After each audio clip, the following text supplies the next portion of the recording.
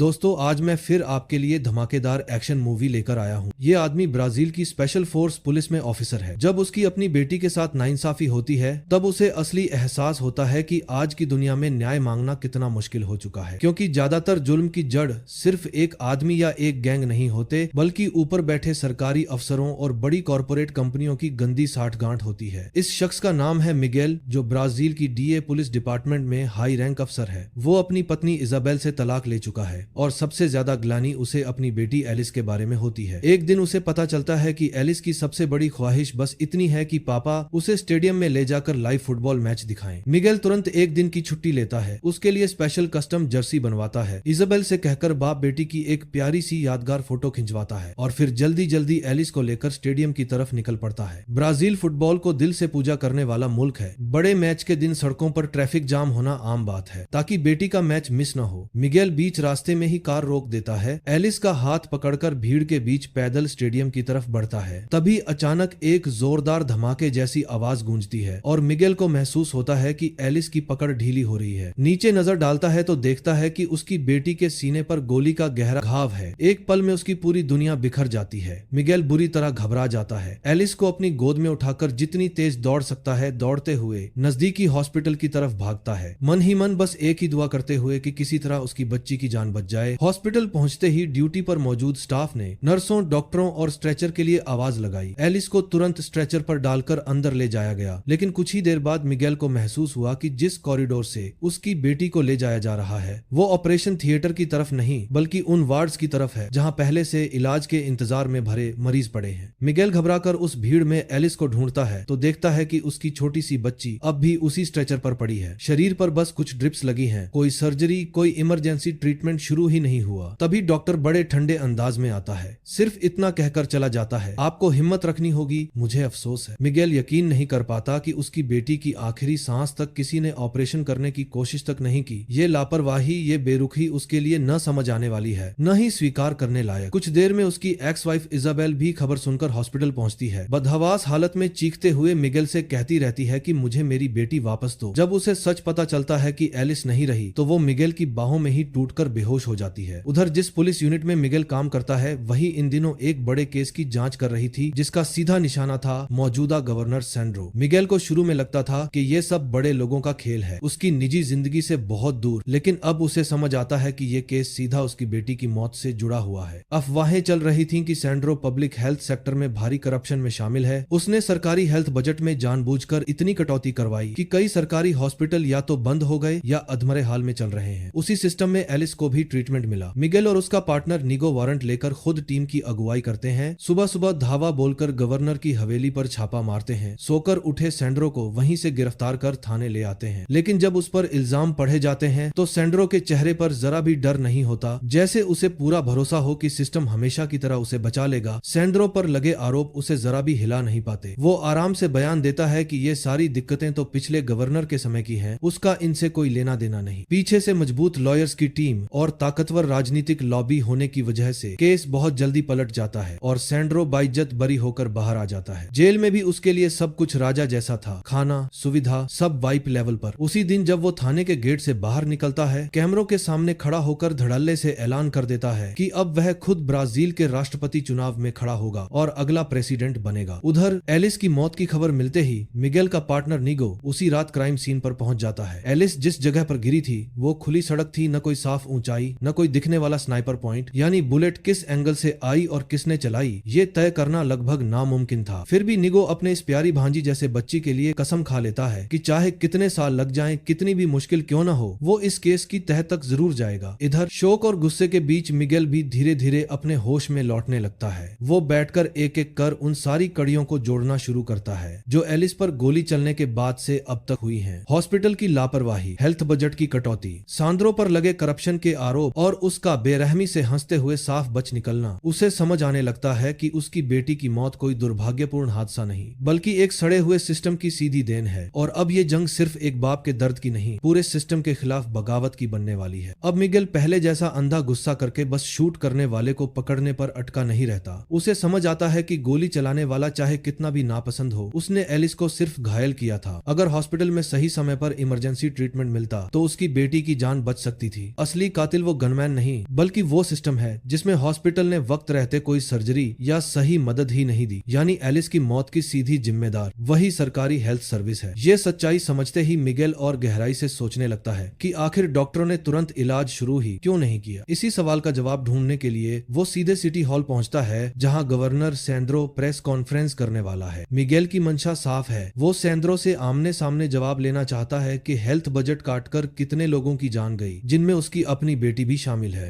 लेकिन जैसे ही वो सिटी हॉल के गेट पर पहुंचता है उसे महसूस होता है कि मामला उसकी सोच से कहीं ज्यादा बड़ा और गंदा है। हॉल के बाहर पहले से ही सैंड्रो की नीतियों के खिलाफ हजारों लोग प्रदर्शन कर रहे हैं। एक तरफ गुस्साए आम नागरिक, दूसरी तरफ दंगे की तैयारी में खड़ी दंगारोधी पुलिस। अंदर प्रेस कॉन्फ्रेंस में भी हालात शांत नहीं है। कई पत्रकार खुलेआम सैंड्रो से पुराने करप्शन वाले सवाल पूछते हैं और उसके जवाब मांगते हैं। मिगेल किसी नारेबाजी में नहीं कूदता, वो भीड़ को चीरते हुए बस इमारत के अंदर जाने की कोशिश करता है ताकि सीधे गवर्नर तक पहुंच सके। मगर जैसे ही वो भीड़ से बाहर निकलता है और थोड़ा खुला स्पेस में आता है, अचानक किसी पुलिस वाले का डंडा सीधे उसके सिर पर आकर लगता है। अगले ही पल कई दंगारोधी पुलिसकर्मी अपनी शील्ड और लाठियों के साथ उस पर टूट पड़ते हैं। उसे पहचानने की जहमत तक नहीं उठाते कि वो खुद स्पेशल फोर्स का अफसर है। तभी भीड़ की तरफ से एक मोलोटोव कॉकटेल ज्वलनशील बोतल उछलकर पुलिस की लाइन के पास फटता है। आग और धुएं से अफरा तफरी मच जाती है। उसी भगदड़ और केओस का फायदा उठाकर मिगेल खुद को उन पुलिस वालों के बीच से खींचकर किसी तरह बाहर निकाल लेता है। ये पूरा हादसा उसे साफ बता देता है कि जिस सिस्टम से वो इंसाफ मांगने आया है वही सिस्टम उसे सड़कों पर अपराधी की तरह पीट रहा है। मोलोटोव के फटते ही पुलिस और प्रदर्शनकारियों के बीच बना तनाव अचानक खुली लड़ाई में बदल जाता है। मिगेल जो स्पेशल फोर्स का सीनियर अफसर है अब सिस्टम की तरफ नहीं लोगों की तरफ खड़ा होता है और सामने खड़ी दंगारोधी पुलिस पर ही टूट पड़ता है। उन अफसरों को मारना शुरू कर देता है जो निहत्थे प्रदर्शनकारियों को पीट रहे थे। कोई इस पूरे मुकाबले को कैमरे पर रिकॉर्ड भी कर लेता है, यानी मिगेल अब खुलेआम अपनी ही फोर्स के खिलाफ खड़ा दिख रहा है। भीड़ को काबू करने के लिए पुलिस तेजी से आंसू गैस के गोले चलाती है। एक कैनिस्टर सीधा मिगेल के बहुत करीब आकर टकराता है। तेज चोट, जलन और धुएं से उसका दम घुटने लगता है। वो लगभग वहीं गिरने की कगार पर होता है कि तभी उसके सामने जमीन पर एक गैस मास्क आकर गिरता है, जैसे डूबते को तिनके नहीं पूरा सहारा मिल गया हो। मिगेल बिना सोचे मास्क उठा लेता है, फटाफट अपने चेहरे पर चढ़ाता है और जैसे ही अंदर का फिल्टर चालू होता है उसकी सांसें सामान्य हो जाती हैं। ये नया विजन उसे पूरी तरह बदल देता है। अब वो सीधे पुलिस की कतारों के बीच घुस जाता है, मुक्कों और किक से दंगारोधी लाइन तोड़ देता है और झड़प के बीच एक राइफल भी छीन लेता है। पीछे जो पुलिस प्रदर्शनकारियों को गिरफ्तार कर रही थी उसे वो छोड़ देता है। उसका असली टारगेट अब ऊपर बैठा गवर्नर है। मिगेल एक खंभे और दीवारों का सहारा लेकर ऊपर की मंजिल की तरफ चढ़ता है, सीधे सिटी हॉल के अंदरूनी हिस्से की ओर। उधर सैंड्रो प्रेस कॉन्फ्रेंस खत्म कर चुका है और बॉडीगार्ड्स उसे बाहर ले जाने ही वाले होते हैं कि ऊपर से कांच टूटने की तेज आवाज सुनाई देती है। ये मिगेल की एंट्री है। सिक्योरिटी टीम तुरंत सैंड्रो को कॉन्टिनल कर आवाज सुनाई और सैंड्रो को घेरकर पास के एक ऑफिस में छुपा देती है ताकि खतरा टलने तक वो वहीं रहे। मिगेल के लिए उन्हें ट्रेस करना आसान है, जहां सबसे ज्यादा बॉडीगार्ड वहीं गवर्नर। वह कॉरिडोर तक पहुंचते ही बिना समय गंवाए एक और आंसू गैस का गोला सीधे बॉडीगार्ड्स की ओर फेंकता है। घुटन, धुआं और क्लोज क्वार्टर फाइट में कुछ ही मिनटों में गलियारा शांत हो जाता है। जिन लोगों ने सालों सैंड्रो की हिफाजत की थी सब फर्श पर पड़े हैं। गैस मास्क पहने मिगेल भारी कदमों से आगे बढ़ता है, जोर से किक मारकर कमरे का दरवाजा तोड़ देता है और मेज के नीचे दुबके हुए गवर्नर सैंड्रो को कॉलर से खींचकर बाहर घसीट लेता है। अब ये लड़ाई आम नागरिक मिगेल और सत्ता के प्रतीक सैंड्रो के बीच सीधी आमने सामने की हो चुकी है। अब मिगेल सवाल जवाब के मूड में नहीं है। सैंड्रो को घसीटते ही वो बस मुक्के पर मुक्का बरसाता जाता है। उसके दिमाग में पिछले दिनों की सारी कड़ियां साफ हो चुकी हैं। हेल्थ बजट में सैंड्रो की कटौती, अस्पतालों का ठप होना, डॉक्टरों की कमी और उसी लापरवाही में उसकी बेटी की मौत, यानी एलिस की जान लेने वाला असली मास्टरमाइंड यही गवर्नर है। इसीलिए जब तक सैंड्रो बेहोश होकर ढेर नहीं हो जाता तब तक भी मिगेल के हाथ नहीं रुकते, मानो सालों का गुस्सा उसी पर उतर रहा हो। ब्राजील के मौजूदा गवर्नर और भावी राष्ट्रपति उम्मीदवार की हत्या होना एक राष्ट्रीय सनसनी बन जाती है। केस तुरंत ही सर्वोच्च प्राथमिकता के साथ द पुलिस डिपार्टमेंट को सौंपा जाता है, वही यूनिट जिसमें खुद मिगेल काम करता है। ऑर्डर साफ है, जिस नकाबपोश पागल ने गवर्नर को मारा है उसे हर हाल में ढूंढकर गिरफ्तार करो। उसी रात गिरफ्तार किए गए दर्जनों प्रदर्शनकारियों को थाने लाकर कड़ी पूछताछ शुरू होती है। मिगेल अपनी छुट्टी खत्म करके नॉर्मल तरीके से दफ्तर लौटता है, जैसे वो भी बाकियों की तरह इस केस पर काम करने आया हो। लॉकअप में बैठी एक लड़की उसकी एंट्री पर तुरंत रिएक्ट करती है। उसकी निगाहें मिगेल पर टिक जाती हैं। मिगेल अपने पार्टनर निगो से बात करते करते ही उस लड़की की नजर महसूस करता है और पलटकर उसे गौर से देखता है। तभी उसे झटका लगता है कि ये वही लड़की है जो सिटी हॉल वाली रात सब देख रही थी। उसका चेहरा देखते ही बात कर मिगेल के माथे पर ठंडी पसीना आ जाता है। उसे अंदाजा नहीं था कि जिस परफेक्ट प्लान से उसने सैंड्रो को मारा उसमें एक अनचाहा गवाह भी बच गया। इसी बीच डिपार्टमेंट के डायरेक्टर मीटिंग रूम में आता है, सबको ब्रीफिंग देता है। सब लोग ओवरटाइम करेंगे, पूरा विभाग सिर्फ एक काम पर लगेगा, मास्क पहने उस हत्यारे को पकड़ने पर। मीटिंग के बाद वो अलग से मिगेल के पास आता है, उसके कंधे पर हाथ रखकर शुक्रिया कहता है कि उसने बेटी की मौत के बावजूद हिम्मत नहीं हारी और इतने बड़े केस में ड्यूटी पर लौट आया। उसे क्या पता जिसकी वो तारीफ कर रहा है वही असल में वो मास्क्ड मैनियाक है जिसे पकड़ने के लिए पूरा विभाग रात दिन लगा हुआ है। इंट्रोगेशन शुरू होने पर सबसे पहली फाइल उसी लड़की की उसे मिलती है जो अब भी कमरे के उस पार से चोरी चोरी मिगेल की तरफ देख रही है। मिगेल जानता है कि इस पूछताछ में एक गलत सवाल, एक गलत रिएक्शन उसकी पूरी दुनिया को पलट कर रख सकता है। फिर भी वो दरवाजा खोलकर भीतर जाता है क्योंकि अब उसे सिर्फ अपने राज्य को बचाना ही नहीं, ये भी तय करना है कि इस गवाह का क्या होना चाहिए। नैना नाम की ये लड़की ऊपर से तो एक दुकान में काम करने वाली साधारण एम्प्लॉय लगती है, लेकिन असल में वो एक तेज दिमागर की हैकर है जो सिस्टम के खिलाफ अपने तरीके से लड़ रही है। उसकी माँ अकाउंटेंट थी और धोखाधड़ी के झूठे इल्जाम में जेल में है, इसीलिए नैना को यकीन है कि उसकी माँ को फंसाया गया है। इसीलिए वो अक्सर ऐसे प्रोटेस्ट में शामिल होती रहती है जहाँ से पुलिस उसे पकड़कर थाने लाती है। इंट्रोगेशन रूम में बैठी नैना मिगेल को देखते ही पहचान लेती है कि वही मास्क वाला शख्स है जिसने गवर्नर को मारा था, क्योंकि सिटी हॉल वाली रात वो उसी के सामने पीटी थी और सब कुछ मोबाइल पर रिकॉर्ड कर रही थी। वह कागज पर अपना iCloud अकाउंट और पासवर्ड लिखकर मिगेल को इस इशारे के साथ थमाती है कि जो तुम्हें देखना है उसमें है, यानी उसे पता है कि वही कातिल है। पर फिलहाल ये राज सिर्फ उन दोनों के बीच है। इधर दूसरी तरफ सैंड्रो की मौत से बने राजनीतिक खालीपन को भरने के लिए फाइनेंशियल टाइकून एंट्रो अपने घर पर कुछ युवा नेताओं की मीटिंग करता है। ये सभी सैंड्रो की ही लॉबी के लोग हैं और उन्हें तुरंत एक नया चेहरा चाहिए जो राष्ट्रपति चुनाव में उसे रिप्लेस कर सके। आखिरकार उनकी नजर सबसे कम उम्र वाले एंटोनियो पर टिकती है और तय होता है कि अब वही अगला उम्मीदवार बनेगा। मीडिया कैंपेन, पोस्टर, इंटरव्यू सब तेजी से शुरू हो जाते हैं ताकि पब्लिक को लगे कि सिस्टम सामान्य है और कमान सही हाथों में जा रही है। उधर मिगेल चुपचाप एविडेंस स्टोर में जाकर नैना का मोबाइल ढूंढता है क्योंकि उसे याद है कि लाठीचार्ज के दौरान वही वीडियो बना रही थी। उसे सबसे बड़ा डर यही है कि कहीं उसके बिना मास्क वाला चेहरा रिकॉर्ड न हो गया हो। वो फोन खोलकर एक एक क्लिप देखना शुरू करता है और आखिर में खुद को फ्रेम में देख लेता है, यानी नैना के पास ऐसा सबूत है जो उसकी पूरी जिंदगी और करियर खत्म कर सकता है। वापस डेस्क पर आते ही उसका पार्टनर निगो प्रोग्रेस पूछने आ जाता है और साथ ही नोटिस करता है कि गिरफ्तार लोगों में से पार्कर नाम का एक लड़का गायब है। मिगेल साफ साफ मान लेता है कि उसने ही पार्कर को छोड़ा, ये कहकर कि उसने नकाबपोश कातिल को देखा ही नहीं था। असल में मिगेल जानना चाहता था कि निगो इस पर ओवर रिएक्ट करता है या नहीं। जब निगो शांत रहता है तो मिगेल को यकीन होता है कि फिलहाल उसका राज सुरक्षित है। इसी भरोसे पर वो नैना को भी छोड़ देता है, जबकि जानता है कि सबसे खतरनाक गवाह वही है। थाने से बाहर निकलते ही नैना सीधे अपने काम वाली दुकान पर लौट जाती है, लेकिन अब उसके और मिगेल के बीच एक अनकहा कनेक्शन बन चुका है। एक के पास सच है, दूसरे के पास ताकत और गुनाह, और आगे की कहानी इन्हीं दो ध्रुवों के बीच घूमने वाली है। नैना खुद भी नहीं सोच पा रही थी कि उसे इतनी जल्दी छुड़ा दिया जाएगा, इसलिए दुकान का कर्ली हेयर बॉस उसे ओवरटाइम के लिए डांट भी देता है तो वो हंसते खेलते काम करती रहती है और मजाक में कहती है कि आज उसे एक नसीब वाला मददगार मिल गया। दूसरी तरफ घर पर बैठा मिगेल बार बार वही वीडियो देख रहा है जो नैना ने शूट किए थे। उसे अब साफ दिखने लगता है कि सैंड्रो के पीछे सिर्फ एक आदमी नहीं, पूरा नेटवर्क है, ऊपर तक फैला राजनीतिक और अफसरशाही गिरोह। इसी बीच डोरबेल बजती है। दरवाजे पर उसकी एक्स वाइफ आइजाबेल खड़ी है। एलिस को अपनी गोद में मरते देखने के बाद मिगेल के अंदर इतना अपराध बोध भर चुका है कि वो उसकी आंखों में देखने की हिम्मत ही नहीं जुटा पाता। इसलिए आइजाबेल जितना भी गिड़गिड़ाए वो दरवाजा नहीं खोलता। उसके दिमागन में एक ही बात है, जब तक हर जिम्मेदार को मिटा न दे तब तक वो खुद को माफ नहीं करेगा, न किसी का सामना करेगा। रात देर से शिफ्ट खत्म होने पर नैना हल्के कदमों से घर की तरफ चल रही होती है कि एक सुनसान मोड़ पर अचानक मिगेल सामने आ खड़ा होता है। उसे देखते ही नैना घबरा जाती है क्योंकि पूरी भीड़ में सिर्फ वही जानती है कि सैंड्रो का कातिल कौन है। उसे डर है कि मिगेल उसे चुप कराने आया है। मिगेल उसे भरोसा भी दिलाता है और हल्का सा डर भी दिखाता है। तब कहीं जाकर वो बहुत अनिच्छा के साथ उसकी कार में बैठती है। कार एक वीरान जगह पर रुकती है। वहाँ मिगेल सैंड्रो के ऑफिस से उठाया हुआ लैपटॉप निकालकर नैना को देता है और कहता है कि उसे इसकी गहराई से तहकीकात चाहिए। जैसे ही नैना को समझ आता है कि उसे इसलिए बुलाया गया है कि वो सिस्टम के बड़े लोगों का पर्दाफाश करने में मदद करे, उसका डर कुछ हद तक शांत हो जाता है और उसके अंदर का हैकर जाग जाता है। वो तेजी से लैपटॉप बूट करके ईमेल, फाइलें, लॉगिन सब खंगालती है, लेकिन चौंकाने वाली बात ये निकलती है कि मशीन लगभग क्लीन है। कहीं भी सैंड्रो के असली पार्टनर्स या बड़े घोटालों का सीधा सबूत नजर नहीं आता। ये साफ सुथरी तस्वीर मिगेल और नैना दोनों के लिए और ज्यादा शक पैदा करती है। दोनों जानते हैं कि सैंड्रो गले तक डूबा हुआ था, तो फिर उसका सिस्टम इतना साफ कैसे हो सकता है। मिगेल मिगेल के शक पर नैना दोबारा गहराई से जांच शुरू करती है, इस बार सतह से नहीं, उन छुपी हुई परतों में जहां आमतौर पर बड़े लोगों के असली राज्य छिपाए जाते हैं। नैना इस बार सतह से नहीं, डेटा की गहराई से खोजती है और उसे एक बेहद अजीब पैटर्न नजर आता है। सैंड्रो अलग अलग सरकारी अफसरों को बार बार जो चीज भेजता रहा वो कोई फाइल या कॉन्ट्रैक्ट नहीं, बल्कि छोटे छोटे जानवरों की मासूम तस्वीरें हैं। ऊपर से ये सब बिल्कुल नॉर्मल और बेवकूफी भरा लगता है, लेकिन एक गवर्नर अगर रोज अपने नेटवर्क को ऐसी बेवजह फोटो भेज रहा है तो जाहिर है कि इसके पीछे कोई ना कोई कोड जरूर छुपा है। हैकर दिमाग तुरंत क्लिक करता है। नैना उन इमेजेस को डिकोड करना शुरू करती है। जैसे ही पहली फोटो सफलतापूर्वक अनलॉक होती है, उसके भीतर छुपी एनक्रिप्टेड फाइलें स्क्रीन पर छलकने लगती हैं और देखते देखते पूरा मॉनिटर सैंड्रो और उसके साथियों की black money transfer accounts, offshore deals और पावर एब्यूज के ठोस सबूतों से भर जाता है। अब मिगेल के पास साफ साफ नाम और चेहरे हैं, उसी राजनीतिक गुट के 5 बड़े सरकारी अफसर जो सैंड्रो जितने ही गंदे खेल में शामिल रहे हैं। अब मिगेल के लिए ये सिर्फ केस नहीं, टारगेट लिस्ट है। वो अपना गैस मास्क, हथियार और बाइक उठाता है, एक सुनसान छोड़े हुए बेसमेंट को अपना ऑपरेशन सेंटर बनाता है और वहीं बैठकर इन 5 के शेड्यूल, मूवमेंट और सिक्योरिटी पैटर्न खंगालता है। पहला शिकार बनता है सिटी का मेयर। ऑफिस आवर खत्म हो चुके हैं, स्टाफ जा चुका है। मेयर अकेली फोन पर बात करती हुई बिल्डिंग से नीचे फुटपाथ पर आती है और तभी ऊपर से एक साया उसके सामने आ गिरता है। पल भर में उसकी चीख थम जाती है। मिगेल का बदला शुरू हो चुका है। इसके बाद मिगेल अपनी लिस्ट के दूसरे नाम पर जाता है, हेल्थ डिपार्टमेंट का डायरेक्टर। वही विभाग जिसने एलिस जैसे अनगिनत मरीजों की जान पर पैसे बचाए। मल्टी स्टोरी पार्किंग की लिफ्ट ही उसका आखिरी सफर बनती है। दरवाजा बंद, कैमरों की ब्लाइंड स्पॉट और गैस मास्क पहने मिगेल कुछ ही सेकंड में उसका हिसाब चुकता कर देता है। तीसरा अफसर पैसे के लिफाफे नहीं, सीधे नोटों के पहाड़ पर जी रहा था। घर में नोटों की गड्डियां और आदत थी रोज मनी काउंटर पर बैठकर पैसे गिनने की। मशीन पर नोट चढ़ाते ही उसके पीछे चुपचाप मिगेला खड़ा होता है, गैस मास्क पहने, और वो आखिरी समय तक समझ भी नहीं पाता कि उसके पीछे मौत खड़ी है। सेकंडों में वही ढेर हो जाता है। चौथे टारगेट के लिए मिगेल क्लोज रेंज में जाने की रिस्क ही नहीं लेता। इस बार वो दूर बैठकर बैरेट स्नाइपर से काम तमाम करता है। एक सिंगल शॉट लंबी दूरी से और पूरा शहर सिर्फ अज्ञात शूटर की चर्चा करता रह जाता है। पांचवां अफसर तो ऐशो आराम की हद पार कर चुका होता है। प्राइवेट पूल, साथ में ग्लैमरस गर्ल और उसी पूल में, उसी कंफर्ट जोन के बीच उसका अंत होता है। सिक्योरिटी, पैसे, कुछ भी उसकी जान नहीं बचा पाते। गवर्नर के बाद लगातार 5 टॉप सरकारी अफसरों के मारे जाने से पूरे ब्राजील की सियासत हिल जाती है। मीडिया इस अनदेखे गैस मास्क वाले कातिल को नया नाम दे देती है, दी अवेकनर, यानी वो आदमी जो सोई हुई जनता को झकझोरकर भ्रष्ट नेताओं की तरफ ध्यान दिला रहा है। नैना अखबार और ऑनलाइन रिपोर्ट्स पढ़ते ही समझ जाती है कि ये सब मिगेल ही कर रहा है। उसके अंदर 2 उलटे जज्बात एक साथ चलते हैं। एक तरफ उसे मिगेल की ये एक एक करके की गई खूनी सफाई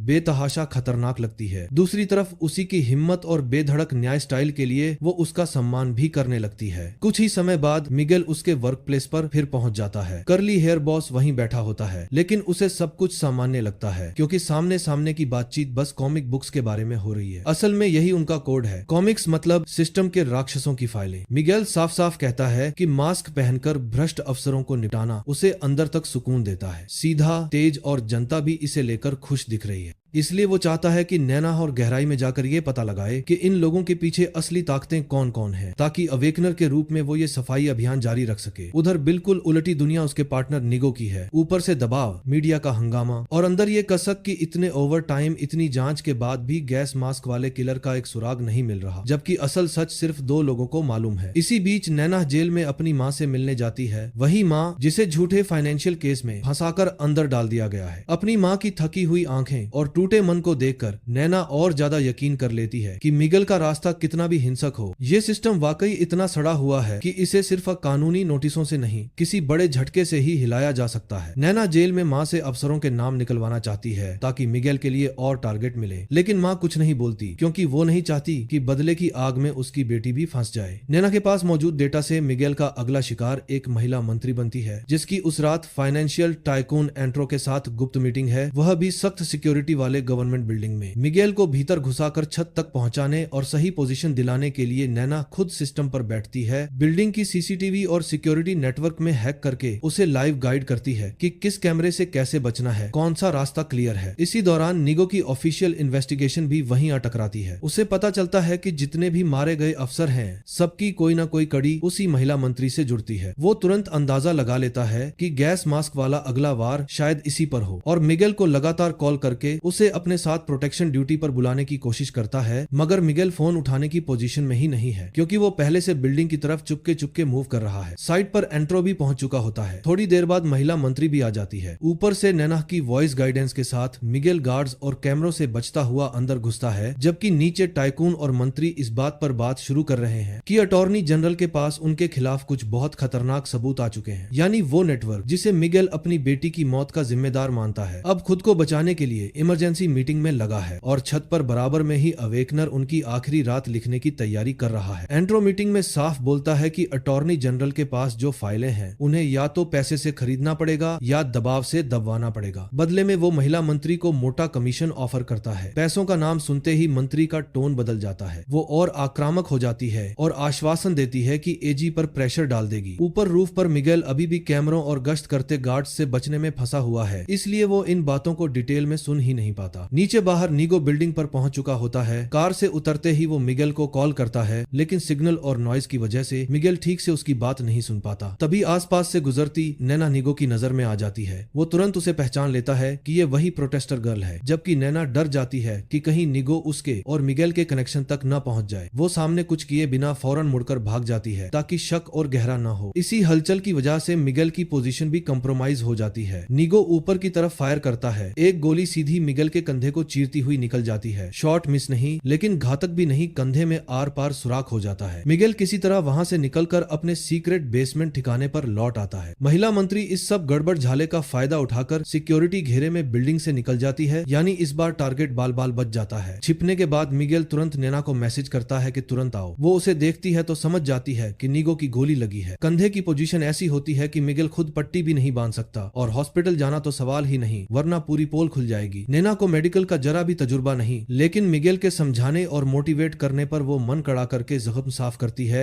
गोली का रास्ता देखती है और किसी तरह टांका पट्टी जैसा जुगाड़ कर देती है। दर्द और चीख के बीच दोनों की बॉन्डिंग और मजबूत हो जाती है। भले मिशन फेल हुआ, पर एक बड़ा सच साफ हो जाता है। इन सारे करप्ट अफसरों की डोर पीछे से जिस हाथ में बंधी है वो है वही फाइनेंशियल टाइकून एंट्रो एंटारो। अब मिगेल के लिए अवेकनर की अगली लड़ाई सीधी इस गॉडफादर के खिलाफ होने वाली है। एंट्रो एक बड़ा उद्योगपति है जो घूस और रसूख से सरकारी नीतियां अपनी कंपनी के फेवर में मोड़ता है। मिगेल अब पूरी तरह समझ जाता है कि यही सिरा है पूरे करप्शन नेटवर्क का मास्टरमाइंड। उसकी हिट लिस्ट में अब सबसे ऊपर नाम है एंट्रो। दूसरी तरफ एंट्रो का लॉयर डीए डिपार्टमेंट के डायरेक्टर से छुपकर मुलाकात करता है। दोनों मिलकर मास्ड किलर की लोकेशन ट्रेस करने की कोशिश करते हैं, लेकिन जब लॉयर अपने बॉस एंट्रो को अपडेट देता है तो एंट्रो चिढ़कर भला बुरा सुनाता है क्योंकि अब तक कातिल का कोई ठोस सुराग नहीं निकला। इधर निगो अपनी टीम को बड़ा करने और इन्वेस्टिगेशन रेंज बढ़ाने की तैयारी कर रहा होता है कि तभी डीए के डायरेक्टर आकर केस रोकने का ऑर्डर देता है। सारी छानबीन बंद, मैस किलर की फॉरेंसिक सर्च सब रद्द। न चाहते हुए निगो को यह आदेश मानना पड़ता है। अब वह पूरा ध्यान मिगेल पर लगा देता है। रात कहाँ गया था, वही सवाल मिगेल पहले ही प्लानिंग कर चुका है। तुरंत जवाब देता है कि वह अपनी एक्स वाइफ इजाबेल के साथ था। बेटी की मौत के बाद उसी की देखभाल करता है। यह बहाना तर्क संगत लगता है, लेकिन यही उसकी झूठ का फ्लॉ भी बना जाता है। इधर एंट्रो अगले दिन एक गेट टुगेदर ऑर्गेनाइज करता है जिसमें डिस्कशन है कैसे एंटोनियो को प्रेसिडेंट सीट के लिए आगे बढ़ाया जाए। लेकिन एंटोनियो खुलेआम कह देता है कि उसे पॉलिटिक्स में कोई दिलचस्पी नहीं, वह कोई सरकारी अफसर बनना ही नहीं चाहता, उसे सिर्फ रईसों जैसी लाइफ चाहिए। एंटोनियो एंट्रो का इकलौता बेटा है, असली रिच यंग मास्टर। दोनों बाप बेटे पूल साइड पर बैठकर बहस कर ही रहे होते हैं कि दूर की छत से बैरेट स्नाइपर का लेंस उन पर टिक चुका होता है। गन थामे मिगेल अब पूरी तरह तैयार है। उसने अब पहचान लिया है कि एंट्रो ही बिग बॉस है और उसके अगला निशाना बनने का वक्त आ चुका है। मिगेल और इंतजार नहीं करना चाहता। वो सीधे एंतारो के माथे पर स्नाइपर से निशाना लगाकर ट्रिगर दबा देता है, लेकिन शॉट फेल हो जाता है और एंतारो बच जाता है। वहीं पास बैठे उसके बेटे एंटोनियो की मौत हो जाती है। अगले दिन टीवी न्यूज में अचानक राष्ट्रपति पद के उम्मीदवार एंटोनियो की अचानक मौत ब्रेकिंग बनती है। ऑफिशियल कारण बताया जाता है सांस लेने में दिक्कत। असली बात कि उसे दूर से गोली मारी गई। कोई चैनल नहीं बोलता। नीगो एंटोनियो की मौत में एंतारो से पूछताछ करना चाहता है, मगर ऊपर से डायरेक्टर साफ मना कर देता है, यानी सिस्टम एंतारो को ढाल बनकर बचा रहा है। एंटोनियो की मौत से एंतारो की पॉलिटिकल चाल पूरी तरह बिखर जाती है। वो तुरंत इमरजेंसी मीटिंग बुलाता है। उसके चालाक वकील और आईटी टीम सैंड्रो के लैपटॉप से ट्रेस बैक करके नैना की दुकान तक पहुंच जाते हैं। नतीजा, बेचारा कर्ली हेयर बॉस दुकान बंद करते वक्त ही गोलियों का शिकार बन जाता है। इसी मीटिंग के बाद एंतारो खुद तय करता है कि अब वो ही सीधे ब्राजील के राष्ट्रपति चुनाव में खड़ा होगा। मतलब अगर मिगेल फिर वार करेगा तो ये उसका तीसरा प्रेसिडेंशियल कैंडिडेट होगा। मिगेल के मन में पहली बार सवाल उठता है कि क्या उसे रुक जाना चाहिए, लेकिन घर में पड़ी एलिस एलिस की छोटी सी खिलौना चीज देखते ही अंदर से आवाज आती है, जब तक जिसने एलिस को मारा सबका हिसाब ना चुकता हो जाए, रुकना नहीं। दिमाग कहता है ये रास्ता अब खुदकुशी है, लेकिन दिल बदला मांगता है। इधर नैना रोज की तरह टाइम पर शॉप पर पहुंचती है और अंदर जाते ही देखती है कि उसके करली बालों वाले बॉस के माथे में गोली का छेद है। वो वहीं डर के मारे चीख उठती है। उसे झट से समझ आता है कि हैकिंग ट्रेस की वजह से ही बॉस मारा गया, यानी ये सब उसकी वजह से हुआ। वो तुरंत बाहर भागती है ताकि मिगेल को ये खबर दे सके, पर उसे पता नहीं कि एंथ्रो के लोग पीछे पीछे उसका पीछा कर रहे हैं। उन्हें नैना के जरिए उस नकाबपोश अवेकनर तक पहुंचना है। उधर निगो अब सीधा इजाबेल के पास जाता है, औपचारिक हालचाल लेने पहुंचता है, लेकिन इजाबेल कहती है कि बेटी की मौत के बाद से मिगेल कभी मिलने आया ही नहीं। ये सुनते ही निगो का शक पक्का होने लगता है। कल तक जो एलिबी उसे सही लग रहा था अब झूठ साबित होता दिख रहा है। मिगेल का फोन ऑफ है, इसलिए नैना मजबूर होकर सीधे उसके सीक्रेट बेस पर जाने का फैसला करती है, बिना जाने कि उस पर नजर रखने वाले लोग भी उसी रास्ते पर निकल पड़े हैं। नैना का पीछा करने वाले असासिन उसके भागते हुए सीधा मिगेल के छुपे बेस तक पहुंच जाते हैं, जिससे अब मिगेल का ठिकाना भी एक्सपोज हो जाता है। वहां मिगेल और नैना दोनों पर अचानक भारी हमला होता है, लेकिन मिगेल बिना हिम्मत हारे मास्क पहनकर कुछ ही मिनटों में सभी हथियारों को मार गिराता है। फिर भी आखिर में हीरो जीतता नहीं। नैना अकेले भागते भागते एंट्रो के वकील के हाथ आ जाती है। अब वही मिगेल के खिलाफ सबसे बड़ा हथियार बन जाती है। वकील एक अजीब शर्त रखता है, अगर मिगेल चाहता है कि नैना की जान बचे तो उसे प्रेसिडेंशियल डिबेट वाले दिन जूलिया नाम की उम्मीदवारी को मारना होगा। मिशन पूरा हुआ तो ही नैना को छोड़ा जाएगा। इधर नीगो पुलिस टीम के साथ जगह पर पहुंचता है। इन्वेस्टिगेट करते हुए उसे वहां मिगेल का पर्सनल म्यूजिक प्लेयर मिलता है, जिसे देखकर वो तुरंत इजाबेल को बुलवाता है। इजाबेल जरा सी नजर में पहचान जाती है, यह उसकी बेटी एलिस का है। अब नीगो की शंका पक्की हो जाती है कि मिगेल ही गैस मास्क वाला अवेकनर है जो भ्रष्ट अफसरों को मार रहा है। अब सवाल बस एक है, मिगेल कहाँ गायब है और अगला हमला कब कहाँ होगा। टीवी डिबेट का दिन आ जाता है। सिक्योरिटी का जिम्मा डीए पुलिस टीम के पास है, जिसमें कमांडर खुद नीगो है। उसे अनुमान है कि मिगेल जरूर अटैक करने की कोशिश करेगा, इसलिए पूरा सिक्योरिटी लेवल हाई कर देता है। रूफटॉप तक पर ऑब्जर्वर खड़े करवा देता है। हर कुछ मिनट में रिपोर्ट मांगता है, मगर मिगेल अपना पुराना तजुर्बा, अपने साथियों की अंदर की जानकारी का इस्तेमाल करता है। वह ठीक समय पर डिबेट साइट पर पहुंचकर सुरक्षा के बावजूद अपना प्लान आगे बढ़ाता है। मिगेल डिबेट वेन्यू पर घुसते वक्त किसी को मारता नहीं, बस गार्ड्स और कॉप्स को बेहोश करके रास्ता साफ करता है, ताकि बाद में किसी बेगुनाह की मौत उसके सिर न आए। जैसे ही एंकर लाइव टीवी पर प्रेसिडेंशियल डिबेट शुरू होने का ऐलान करता है, मिगेल बिल्डिंग के अंदर घुस चुका होता है और सबसे सही स्नाइपर पोजीशन ढूंढने लगता है। दूसरी तरफ वकील टीवी के सामने बंदूक लेकर बैठा है। उसकी निगाह हर फ्रेम पर जमी है। अगर मिगेल ने जूलिया को नहीं मारा तो वो तुरंत नैना को शूट कर देगा। नैना भी चुप नहीं बैठती, हमेशा भागने का मौका तलाशती रहती है, किसी न किसी तरह रस्सी या हथकड़ी से निकलने की कोशिश में। रूफटॉप पर तैनात एक पुलिस ऑफिसर की रिपोर्ट मिस होते ही निगो को बुरा एहसास होता है। वो तुरंत उसी पोस्ट की तरफ दौड़ता है। उधर मिगेल अपनी जगह फाइनल कर चुका है और नीचे स्टेज पर खड़े कैंडिडेट्स में से किसे निशाना बनाए ये तय नहीं कर पा रहा, क्योंकि अब वो सिर्फ कॉन्ट्रैक्ट नहीं, हर गोली के नतीजे के बारे में सोच रहा है। यहीं पर निगो चुपचाप पीछे से पहुंचता है और उसे स्नाइपर राइफल के साथ देख लेता है। दोनों के बीच छोटी सी झड़प होती है, लेकिन मिगेल उसे पहचान जाते ही हाथ हल्के कर देता है। ये उसका पुराना साथी है, दुश्मन नहीं। निगो उसे रोकने की कोशिश करता है, पर मिगेल उसकी बात अनसुनी कर देता है। एक पल में फैसला लेकर राइफल उठाता है और नीचे की तरफ एक ब्लाइंड शॉट फायर कर देता है। ये गोली किसी इंसान को नहीं लगती, लेकिन स्टेज और सेटअप पर जा टकराती है। स्पार्क, टूटता शीशा और हंगामा लाइव ब्रॉडकास्ट बीच में ही कट हो जाता है। चैनलों पर नो सिग्नल स्क्रीन आ जाती है। अब पूरा देश ये नहीं देख पाता कि आगे मंच पर क्या होने वाला है, और मिगेल अपने असली प्लान की अगली चाल छुपे छुपे चलने के लिए कुछ सेकंड का कीमती वक्त खरीद लेता है। मिगेल के रूफ से चलाए गए ब्लाइंड शॉट से लाइव प्रसारण कट जाता है तो टीवी पर बैठा वकील ठीक से नहीं देख पाता